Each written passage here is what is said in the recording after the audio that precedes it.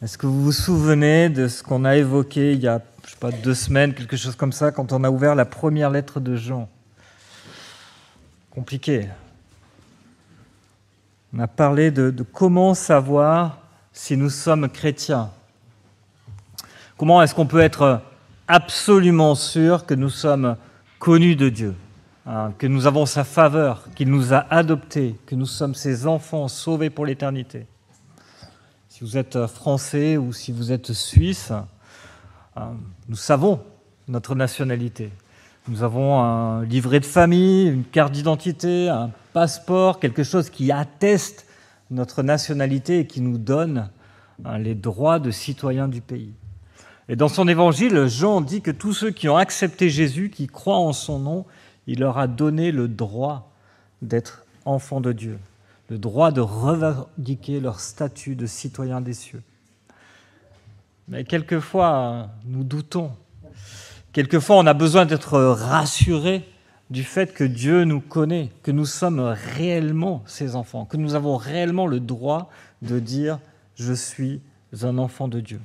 Et il y a quelques semaines, on a commencé à étudier ce chapitre 2 de la première lettre de Jean avec les 2 premiers tests sur 3 tests. Jean propose 3 tests dans ce chapitre. Et le premier test, je ne sais pas si vous vous souvenez, c'était le test du caractère. Les chrétiens connaissent une transformation de leur caractère et de leur comportement pour ressembler à Christ. C'est un changement qui est observable dans leur manière de vivre. C'est un changement qui peut être lent, mais c'est un changement qui doit être observable dans notre manière de vivre. Puis il y avait un deuxième test, le test relationnel. Les chrétiens deviennent des personnes aimantes, compatissantes. Aimer son prochain est une preuve tangible qu'on est dans la lumière et que l'on connaît Christ. Et les versets 12 à 14 de 1 Jean 2, bien qu'il ne soit pas un test distinct, soulignent que la croissance dans le caractère et dans l'amour sont une caractéristique du chrétien qui nous aide à distinguer un amour authentique d'un simple tempérament doux. Et puis il y avait un troisième test, et c'est le test doctrinal. Et il ne s'agit pas juste de dire voilà, j'ai un caractère qui progresse, je vais de mieux en mieux. Il ne s'agit pas juste de dire j'aime de plus en plus les frères et sœurs. Il y a aussi un test doctrinal que nous propose Jean. Et ces 3 tests sont indissociables, on l'a vu. On ne peut pas dire c'est bon, j'ai réussi le test du caractère, tout va bien. Les 3 tests vont les uns avec les autres. Et je vous propose qu'on puisse lire ce matin dans 1 Jean, les versets 18 à 29, pour voir ce dernier test, le test doctrinal. Petits enfants, c'est la dernière heure. Vous avez appris que l'Antichrist vient. Or déjà maintenant, il y a plusieurs Antichrists. Par là, nous reconnaissons que c'est la dernière heure. Ils sont sortis du milieu de nous, mais ils n'étaient pas des nôtres. Car s'ils avaient été des nôtres, ils seraient restés avec nous. Mais cela est arrivé afin qu'il soit bien clair que tous ne sont pas des nôtres. Quant à vous, vous avez l'onction donnée par celui qui est saint et vous avez toute connaissance. Si je vous ai écrit, ce n'est pas parce que vous ignorez la vérité, mais parce que vous la connaissez et qu'aucun mensonge ne provient de la vérité. Qui est menteur? N'est-ce pas celui qui nie que Jésus est le Messie? Tel est l'Antichrist, celui qui nie le Père et le Fils. Si quelqu'un nie le Fils, il n'a pas non plus le Père.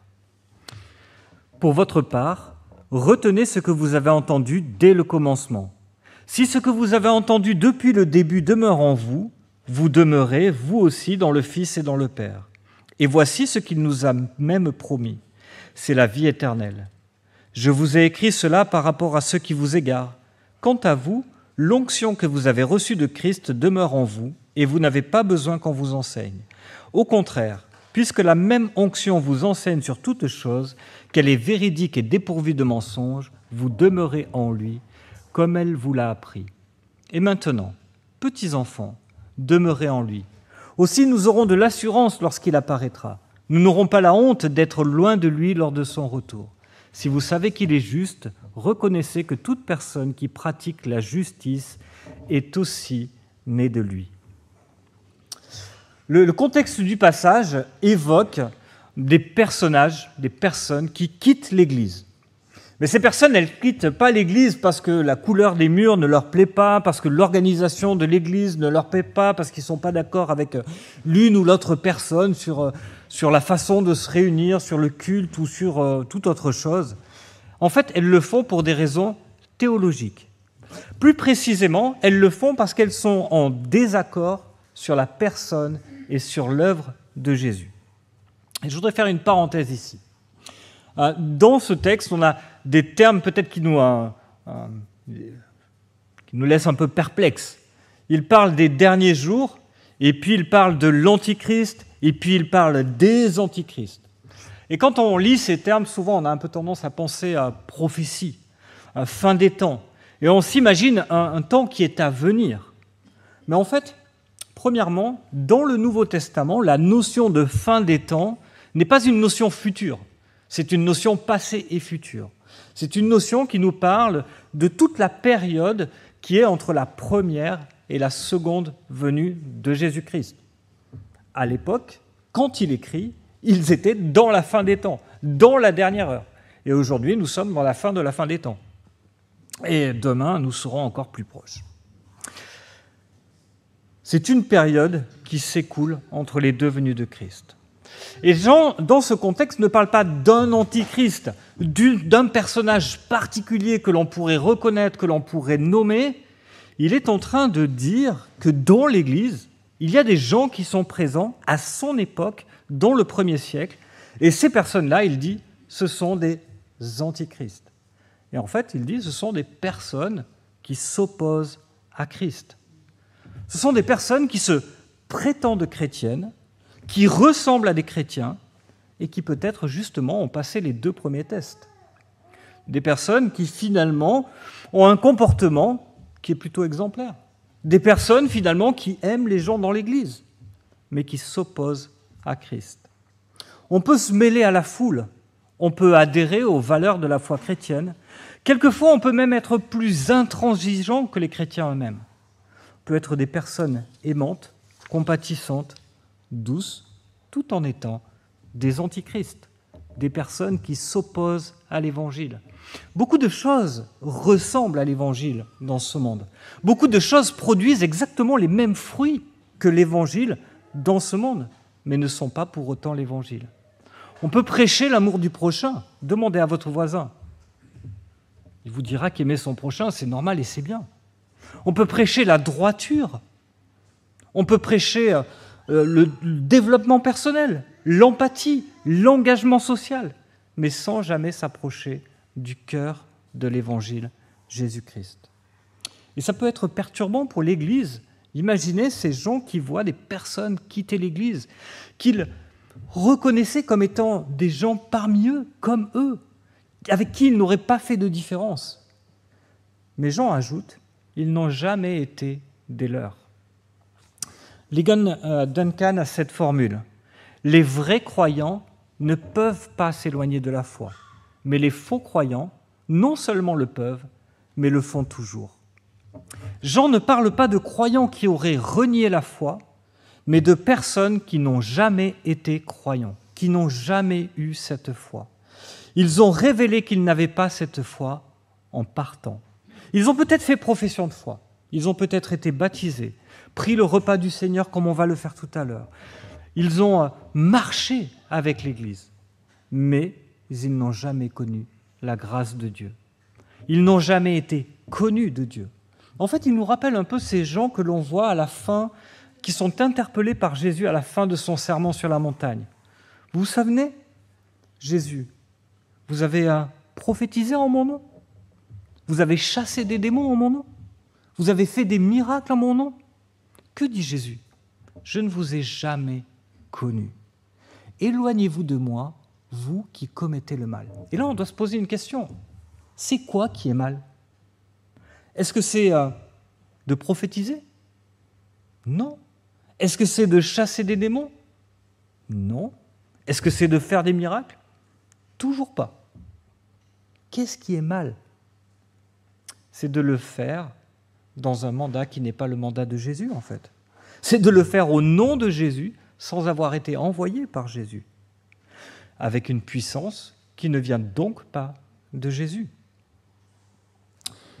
Jean ici ne veut pas déstabiliser la foi des croyants. Et tout de suite, il les rassure.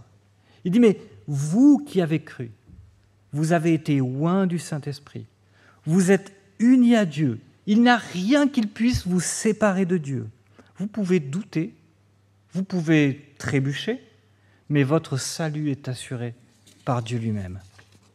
2 idées à retenir de cette première section. Réussir les 2 premiers tests du comportement et de l'amour ne suffit pas. 2e idée, nous ne pouvons pas perdre notre salut car il ne dépend pas de nous. Il est lié à la présence de l'Esprit Saint en nous. Ceux qui quittent le salut ne l'ont jamais eu réellement. Alors quel est le test ? Quel est le test que Jean propose ? Quel est le test doctrinal par lequel nous devons passer pour qualifier notre foi ? Eh bien, il est assez simple, reconnaître Jésus, le Messie. Aujourd'hui, et même dans l'Église, le concept de vérité a beaucoup souffert. La vérité, c'est plus un fait intangible, incontestable, mais c'est plutôt quelque chose que l'on ressent. C'est plutôt quelque chose qui nous dit à l'intérieur de nous que c'est vrai. C'est ma vérité. C'est ma façon de voir les choses. C'est ma façon de les comprendre. Et puisque c'est ma vérité, impossible de la remettre en question. Et je dois souvent avouer que je suis surpris que même des fois dans l'Église, la parole de Dieu passe des fois au second plan en fait. Ce n'est pas la Bible qui définit nos expériences personnelles, mais c'est ce que je vis, ce que je comprends, ce que je ressens qui définit la Bible. Moi, je trouve que finalement, aller au culte une fois par mois, ça me suffit. Prendre la scène de temps en temps, c'est bien, mais après, je m'habitue, je vis ça un peu moins intensément. Moi, je pense qu'on devrait passer un peu moins de temps quand même à étudier la Bible. Et puis, moi, j'aime bien ce chant et je pense qu'on devrait le chanter. Et cela nous divise. Pourquoi ? Parce que nous vivons avec nos goûts, nos histoires, notre vécu, nos convictions, et celles-ci ne s'accordent pas toujours avec celles des autres. Alors bien sûr, nous pouvons avoir des interprétations différentes de la Bible, mais ce qui devrait nous unir vraiment, c'est la conscience de l'autorité infaillible de la vérité de la parole de Dieu, la recherche de toujours mieux la comprendre, pour que nos émotions, pour que nos convictions, pour que nos expériences, en fait, soient toujours plus alignées sur la vérité, la parole de Dieu. Puis on doit reconnaître qu'il y a des sujets secondaires, et puis d'autres qui n'exigent aucune discussion.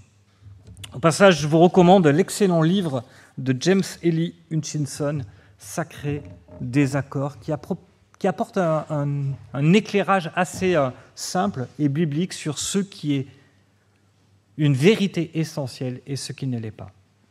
Profitez de l'été pour lire ça, il ne fait pas beau. Mais voici le point de Jean. Il y a une vérité. Il y a une vérité test. Il y a une vérité que nous ne pouvons pas ignorer. Il y a une vérité qui détermine si nous sommes véritablement chrétiens. C'est la façon dont nous reconnaissons Jésus-Christ. De nombreuses personnes ont rencontré Jésus physiquement. Il y a des gens qui l'ont suivi dans son parcours. Il y a des gens qui ont écouté assidûment ses prédications. Il y a 5000 personnes qui étaient là pour l'écouter lors de son sermon sur la montagne. Il y a de nombreuses personnes qui ont parlé avec lui, échangé avec lui, qui ont mangé avec lui. Aucune de ces personnes n'aurait dit « Jésus n'existe pas ».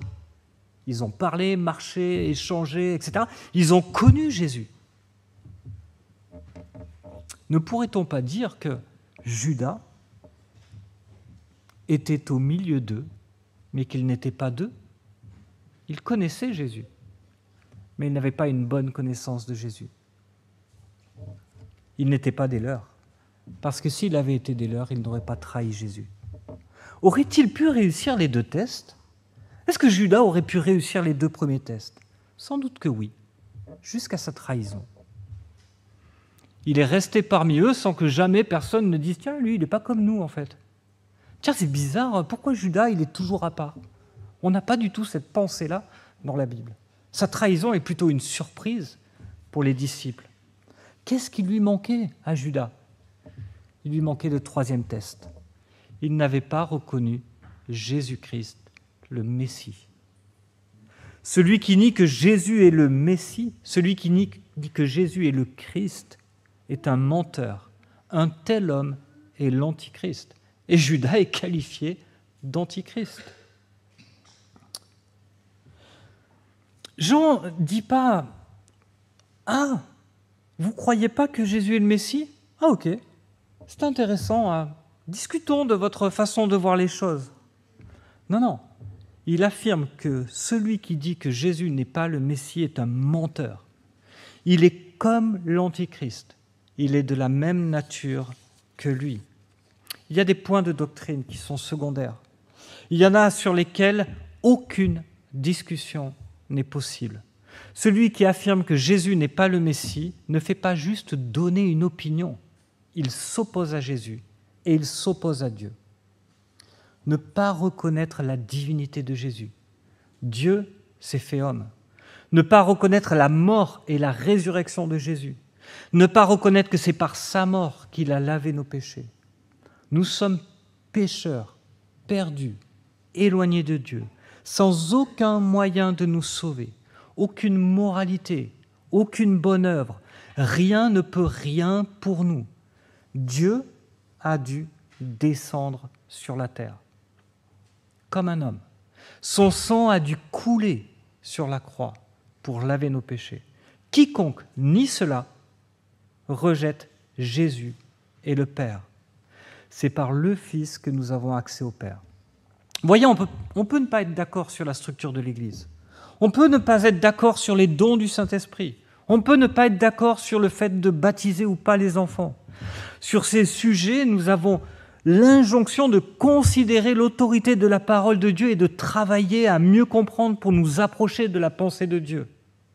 Mais sur la divinité de Jésus, sur le fait qu'il soit le Messie, le fait qu'il soit celui qui est annoncé depuis la Genèse, celui qui accomplit notre salut à la croix, qui est ressuscité et qui un jour viendra instaurer son règne, il n'y a aucun espace de discussion. Il n'y a pas une virgule à changer. Nous lisons dans Actes 4:1. Tandis que Pierre et Jean parlaient au peuple, survinrent les sacrificateurs, le commandant du temple, les Sadducéens mécontents de ce qu'ils enseignaient le peuple, et annonçaient en la personne de Jésus la résurrection des morts. Et puis plus loin au verset 18, les ayant appelés, ils leur défendirent absolument de parler et d'enseigner au nom de Jésus. Pierre et Jean leur répondirent, « Jugez s'il est juste devant Dieu de vous obéir plutôt qu'à Dieu, car nous ne pouvons pas ne pas en parler de ce que nous avons vu et entendu. » Qu'est-ce qui se passe? Les apôtres étaient prêts à mourir. Ils n'étaient pas prêts à mourir pour la couleur des tapis dans la synagogue. Ils n'étaient pas prêts à mourir pour savoir s'il devait y avoir des rideaux ou pas. Ils étaient prêts à mourir à propos de la vérité de Jésus, Christ, mort et ressuscité. Et voici ce que ce même Jean nous dit au verset 24. « Retenez donc ce que vous avez entendu dès le commencement.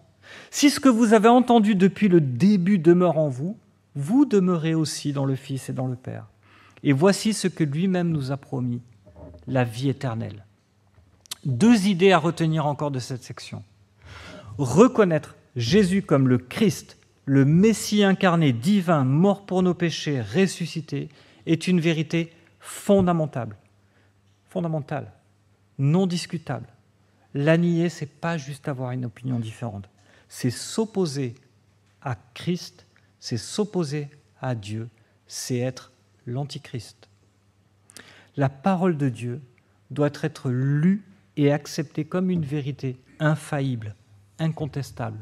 Nos émotions, nos convictions, nos expériences doivent s'aligner sur la Bible et non l'inverse. Et voici ce test en fait. Est-ce que nous reconnaissons que Jésus est le Messie? Et quel est notre rôle? Notre rôle, c'est de demeurer en Jésus, le Messie. Au début du texte, Jean a parlé de ceux qui sont partis, qui ont quitté l'Église, et à partir du verset 24, il s'adresse à l'Église, il s'adresse à nous. Il leur dit maintenant, voici ce que vous devez faire. Et il dit un mot qui revient 4 fois. Nous devons demeurer. Jean dit que si on a entendu ce que l'on a entendu depuis le commencement demeure en nous, alors nous demeurons dans le Fils et dans le Père et nous aurons la vie éternelle. Il ajoute un petit peu plus loin que l'onction de l'Esprit que nous avons reçue de Christ demeure en nous. Et puis il ajoute que si nous demeurons en lui, nous aurons l'assurance que lorsqu'il paraîtra, nous n'aurons pas honte d'être avec lui, d'être loin de lui lors de son retour. Et je comprends qu'on puisse entendre là une certaine contradiction. Il y a quelques minutes, on vient de parler de l'assurance de notre salut qui est dans les mains de Dieu. On a dit, il nous a scellés du Saint-Esprit. Personne ne pourra nous arracher de ses mains. Et maintenant, on pourrait avoir l'impression que c'est à nous de demeurer dans ce salut. Vous voyez, il y a ce test, est-ce que vous avez reconnu Jésus comme le Messie? Si vous l'avez reconnu, vous êtes en Christ et vous avez le salut. Et puis maintenant, il est en train de dire, mais pour avoir le salut, il faut que vous demeuriez en Christ. Comment on résout cette contradiction? En fait, cela répond à 2 questions qui sont différentes. La première, c'est qui? La deuxième, c'est comment? Qui assure notre salut? Dieu. Et Dieu seul. Qui assure notre salut? Dieu et Dieu seul. Comment est-ce que Dieu assure notre salut? Par l'enseignement et la parole. C'est Dieu qui assure notre salut, mais il l'assure par l'enseignement et la parole. Comment résister aux enseignements de ceux qui s'opposent à Christ? Comment s'opposer à ces enseignements de l'Antichrist? Comment est-ce que depuis 2000 ans, les chrétiens ne dérivent pas dans la foi et professent toujours Christ le Messie?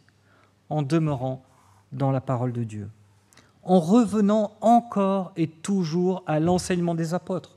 Et c'est ainsi que nous faisons la différence entre la vérité et l'erreur.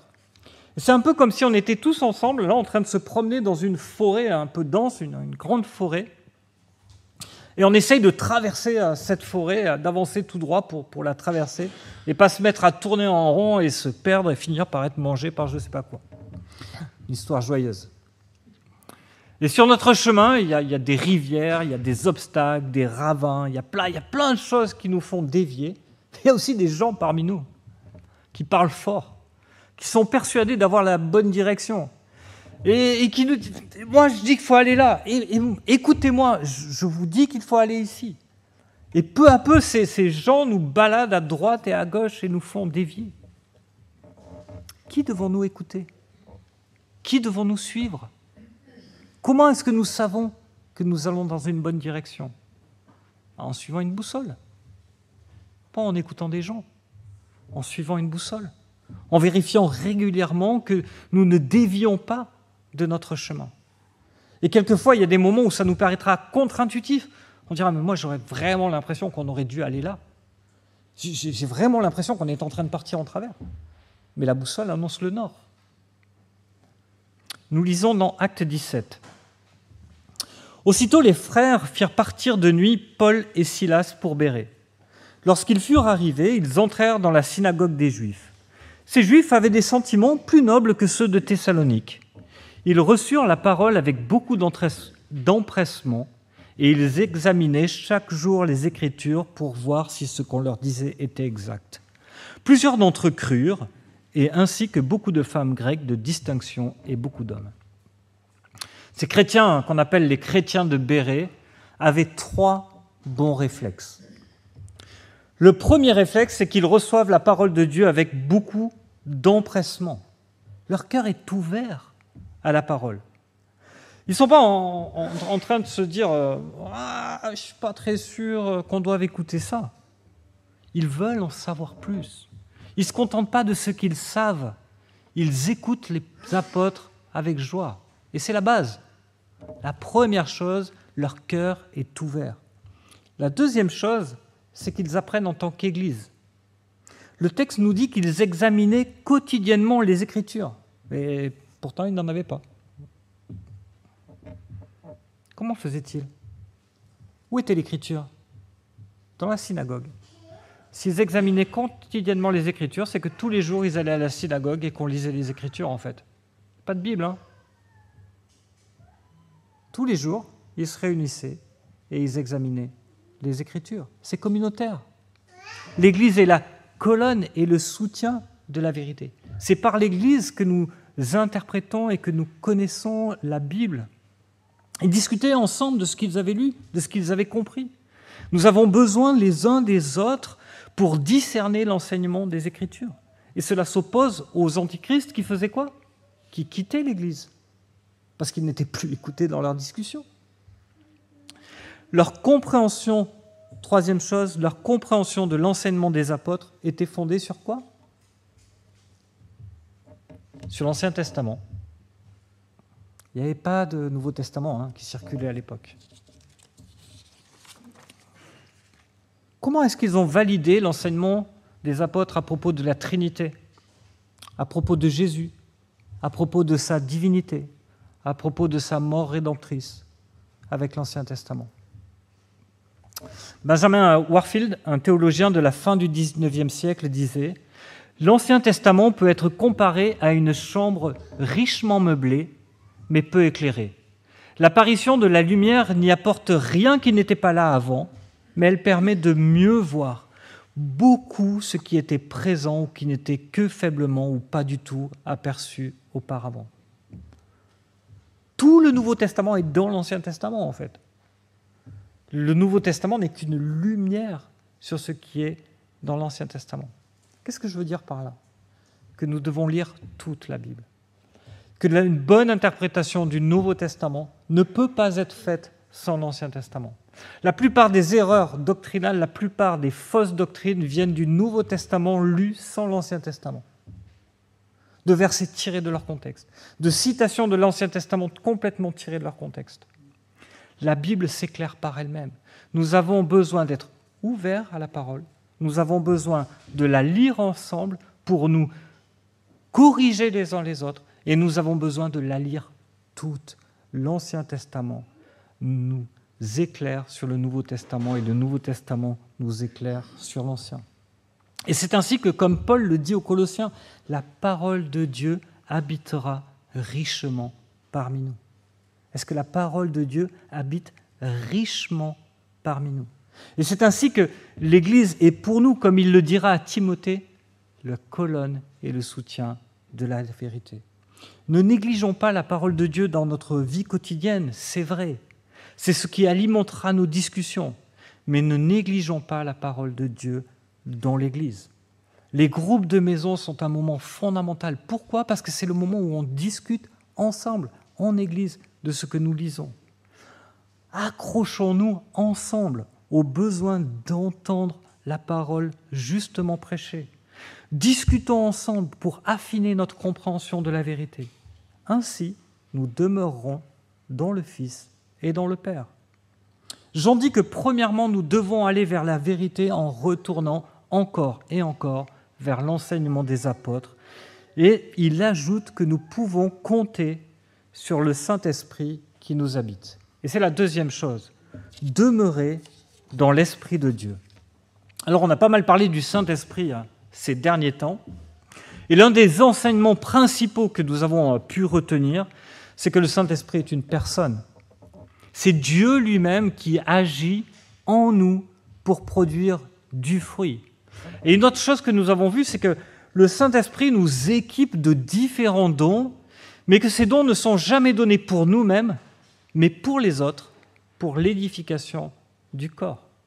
Les dons sont toujours donnés aux chrétiens pour les autres, pour faire grandir l'Église. L'Esprit nous conduit, il nous dirige pour que nous ayons de la joie à faire ce que Dieu dit, pour que nous aimions ce que Dieu aime. Il nous fortifie dans notre foi dans la parole de Dieu. Il nous incite à aimer les autres, à nous engager de manière intentionnelle envers nos frères et sœurs de l'Église, à nous encourager, à nous rassurer, à nous reprendre. Écoutez la prière de Paul pour les Éphésiens.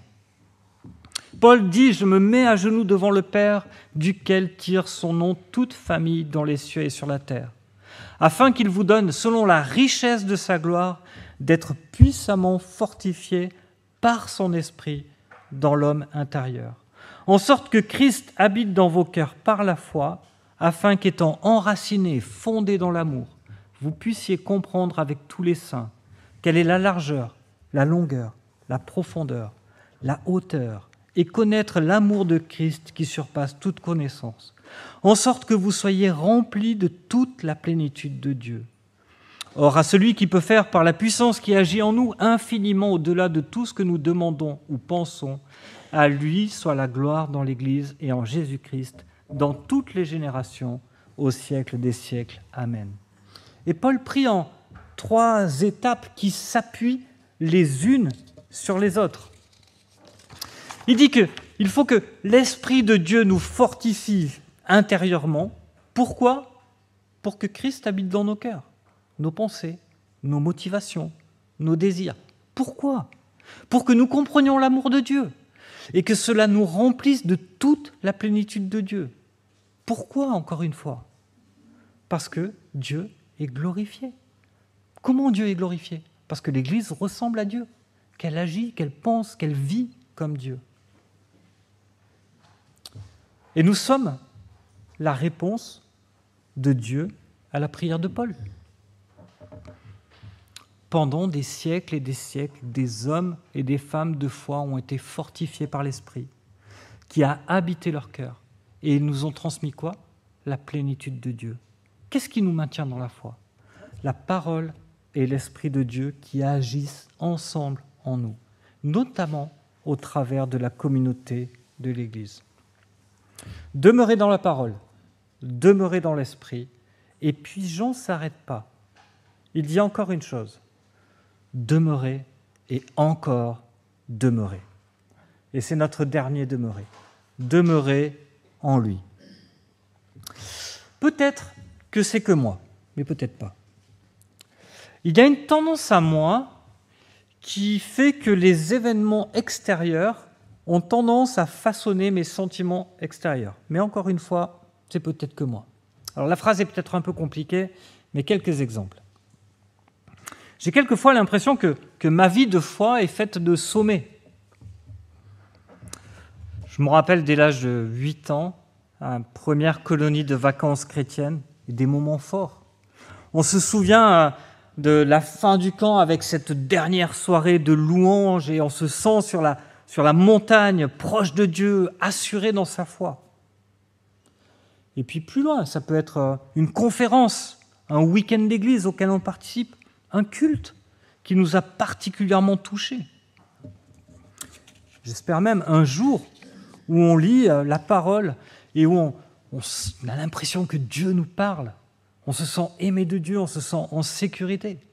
Il y a des montagnes comme ça dans notre vie spirituelle. Le problème, c'est qu'il n'y a pas de montagne sans vallée.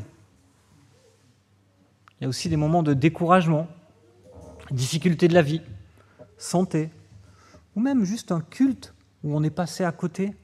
On a écouté, mais ça ne nous a pas parlé. Ça ne nous a pas touché notre cœur. On a lu la parole, on prie chez soi, mais c'est juste machinal, on ne vit pas une vraie communion. On n'a pas cette impression que Dieu est avec nous, que Dieu est en nous. Ça peut aussi venir du fait que nous avons l'impression que Dieu ne nous répond pas.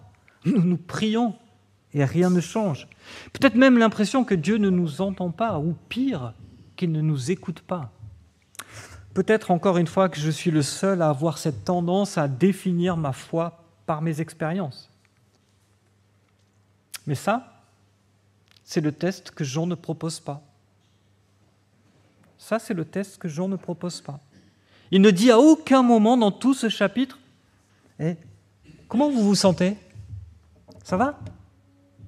Vous êtes proche de Dieu ? Ah ben voilà, c'est sûr que vous êtes chrétien. » Et il ne dit pas non plus « Comment vous sentez-vous ? Loin de Dieu ? Dur, hein? Un peu un moment vallée spirituelle? Ah bah ouais, c'est sûr. Vous n'êtes pas chrétien. Ce n'est pas ce que fait Jean. Jean ne fait pas ça du tout. Comment se sentait Paul quand il priait que Dieu le délivre de son écharpe et que Dieu ne lui répondait pas? Et qu'à la troisième fois, quand Dieu lui répond, c'est pour lui dire « Écoute, ma grâce te suffit ». C'est quand tu es faible que ça va bien. Comment est-ce qu'il se sentait lorsqu'il écrit aux Corinthiens, il dit « Nous sommes pressés de toutes parts, nous sommes inquiets, nous sommes persécutés, nous sommes abattus ». Comment se sentait-il? Eh bien, il répond « Mais non écrasé, mais non désespéré, mais non abandonné, mais non anéanti ». Pourquoi? Pourquoi pas écrasé, désespéré, abandonné, anéanti? Et il continue. Nous portons toujours avec nous, dans notre corps, l'agonie du Seigneur Jésus, afin que la vie de Jésus soit aussi manifestée dans notre corps. En effet, nous qui vivons, nous sommes sans cesse livrés à la mort à cause de Jésus, afin que la vie de Jésus soit elle aussi révélée dans notre corps mortel. Ainsi, la mort est à l'œuvre en nous et la vie en vous.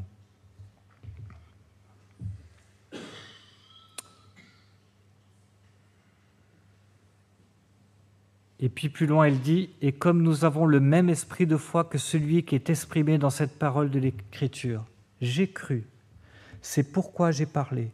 Nous aussi nous croyons, et c'est pour ça que nous parlons. Nous savons en effet que celui qui a ressuscité le Seigneur Jésus nous ressuscitera aussi par Jésus et nous fera paraître avec vous dans sa présence. » Que fait Paul? Il demeure en Jésus. Il s'accroche à ce qu'il sait de Jésus, mort, ressuscité, dans les bons et dans les mauvais moments. Il vit en nous. Il est ressuscité et nous ressusciterons et il nous conduira dans sa présence. Il se rappelle les vérités de l'Évangile. Ce n'est pas ma situation qui me dit ce que je suis. C'est ce que je suis qui éclaire ma situation. Et qu'est-ce que je suis? Je suis un enfant de Dieu. Je suis racheté pour l'éternité. Comment est-ce que je le sais? 3 tests. Ma vie est transformée. Je grandis lentement, mais sûrement en sanctification. Comment je le sais? Mes affections sont transformées. J'aime l'Église et ses membres aimés de Dieu. Comment est-ce que je le sais? Je demeure en Jésus, le Messie, par sa parole et par la puissance de son esprit. Je voudrais encore prier avec vous.